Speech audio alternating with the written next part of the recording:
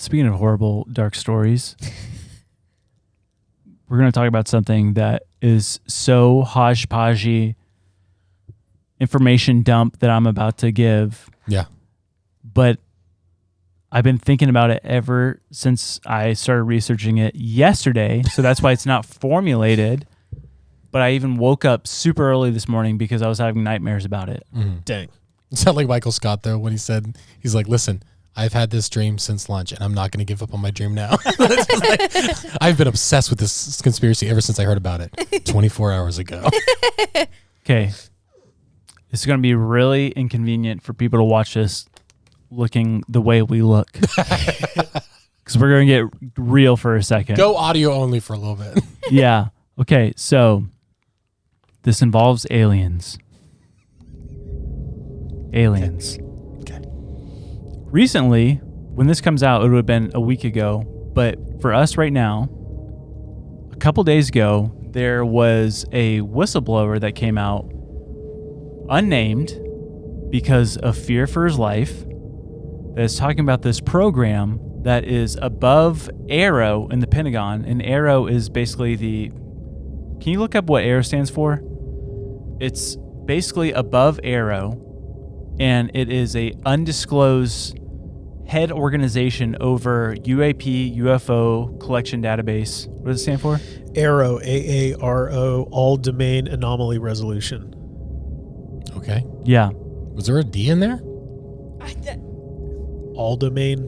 Oh, I don't know. So they've got a dash between all. All domain. One word. All domain.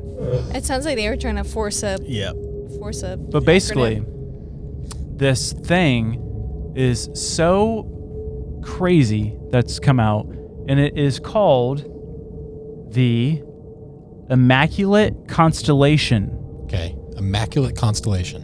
And what happened was, if there's going to be people watching this, especially a week from now, they're like, "Oh, you're wrong on this. You're right. Whatever." Yeah. I'm just saying with the facts that I got from what I know. So this whistleblower came to Congress basically and is like, there's this program called Immaculate Constellation. I stumbled across it researching other stuff. He works within the Pentagon. And he just so happened to come across the Immaculate Constellation. And he's like, you have no idea how deep this stuff goes. He went to Congress, and then Congress went to, I believe, the Department of Defense at the Pentagon. And they said, we know that you have a head organization within the Pentagon that is undisclosed. And they responded like, no, we don't have the Immaculate Constellation. And they said, we never said that. Gotcha! And so basically now they are holding a congressional hearing on November 13th. And apparently there are going to be witnesses that come forward to divulge all what? Don't know what that means. But this is where I'm getting to, is that, so I listened to this podcast called Weaponized. It's with Jeremy Corbell and George Knapp. Okay. And they've both been on the Joe Rogan podcast talking about UFO stuff. I don't believe that they worked with any sect of the Arrow, all this stuff. Yeah. But they're fully aware of what this is. They would not divulge what is involved in this. They're waiting for the 13th. Yes, and what Jeremy Corbell is trying to do is he's trying to bring witnesses to Congress to testify on behalf of the stuff. But he did not disclose all the stuff literally for fear of his life. Wow. And he, in fact, said on the podcast, Jeremy Corbell and George Knapp, they both have kill switches. So if anything happens to them... Yeah, it's getting released. Every single bit will be released. Because they obviously have very classified stuff. Yeah, good on them. And they're not releasing it. They're waiting for the due process to happen because it is illegal to release classified stuff. But if the whistleblowers and if Congress does not drill down on what is going to be released, if anything happens to them, they said on the podcast, everything's out. Yeah, can't prosecute a dead guy. Yeah, for real. He can get their family though. Do they have families? Yeah, they have families. No, they don't. No, they don't. I don't know. CIA don't. They don't. what I'm getting to is that I feel, and I really hope I'm wrong and that nothing comes about from any of this. Mm-hmm. I truly feel that there is going to be a great deception that is about to happen. Wow. A great deception. What does that look like? I only say that because I'm looking at little key points of podcasts and news and interviews of like, they're just hinting, like, so the James Webb Telescope a couple weeks ago, like, oh, these alien motherships, they're heading towards us. It could be a couple weeks, a couple years. We don't know. And apparently All depends on how the election goes. Yeah, exactly. But then there's this also this telescope that transmits frequencies from outer space, and they directed it at this one planet, and the frequencies that they were getting back from this planet gave every indication that there is life form on this planet with what they observed. No way. And so they're saying that this information of whether or not this is a quote-unquote alien civilization, whatever that may be, we'll find that out within the next couple weeks.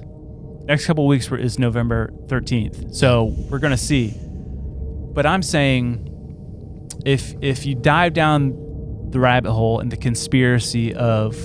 So there's a spiritual way, and then there's like the ultra conspiracy way. The conspiracy way would be like Project Bluebeam, to where there's a faked alien invasion, and what that ushers in is like potentially a one world government, whatever, you know. But there is an outer space enemy trying to attack us. They're hostile, and there's people like, I'm gonna just shout them out. Lou Elizondo, who was on the Joe Rogan podcast, the guy said Patagonia. Patagon. And David Grush, they're saying there's an imminent threat. Mm-hmm. And I think these guys are plants, fully plants. Oh my gosh, where are we going right now? I'm telling you.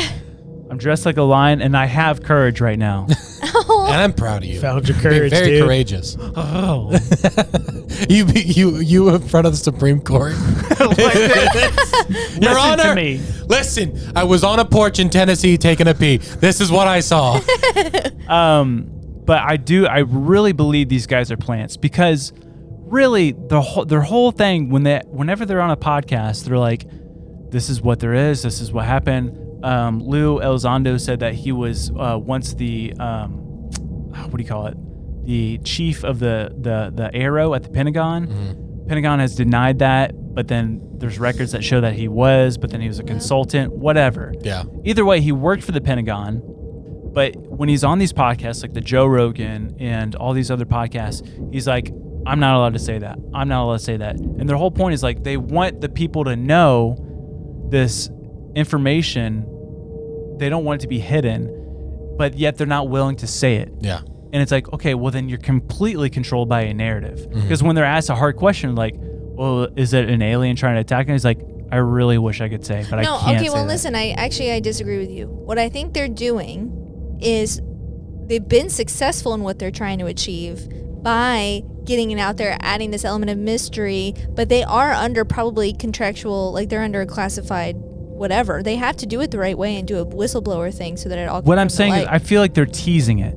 Because if they were to divulge all the information, which I think they might know all the information, Right. or they're just plants in general, but let's just say that they know all the information. Yes. Yes, they are under contract, and there are classified things that they cannot talk about. But you can't say something like, there's this one podcast, I forget what it's called, and we'll put it right here because I'll look it up right after this, I promise you. He said it, and it was with the Yes Theory guy too that was on this podcast.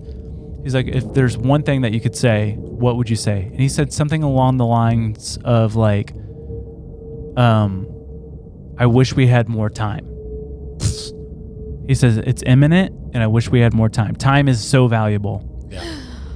And it's like, chilling. then you can't say that. So Yeah, what like- I'm saying is, Yeah. So they're trying to purposely create interest, and so that like when I something feel like they're setting the stage. So So- when something happens, they offer a solution, yes. the solution that they want. I Yes. see what you're saying. I get that.